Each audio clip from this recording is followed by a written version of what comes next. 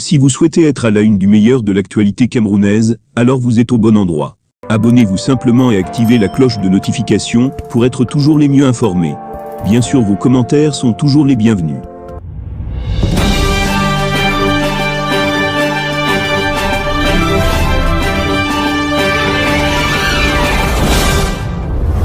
Ce samedi 08 octobre 2022 a eu lieu le meeting du MRC à Nkongsamba, avec pour but d'installer le nouveau bureau de la région du Littoral 2. Le meeting pouvait ne pas avoir lieu et pour cause, de nombreux incidents se sont produits bien avant la tenue du dit meeting. Voici ci-dessous les temps forts du meeting de Nkongsamba. Comme susmentionné, la cérémonie d'installation du nouveau bureau de la région du Littoral 2 s'est faite sous forte surveillance de la police et de la gendarmerie. Avant le meeting, peu avant le début des hostilités au niveau de l'hôtel Ferré, Sylvanus Mutaga aurait été arrêté et brutalisé sur ordre du sous-préfet. Outre l'arrestation de Sylvanus Mutaga, les militants du MRC ont été malmenés par les forces de police et de la gendarmerie.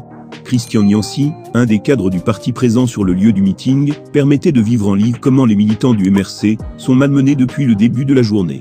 Après que la place des fêtes de la mairie de Nkongsamba ait été déclarée indisponible pour des manifestations publiques, que le cercle municipal ait été interdit, et l'hôtel Ferré scellé, après que la Société de recouvrement des créances, SRC, se soit souvenu que cet établissement lui doit de l'argent, et vienne le sceller, les organisateurs de la cérémonie d'installation du nouveau bureau de la région Littoral 2 se sont rabattus sur le siège du parti, situé au quartier 8, à Nkongsamba.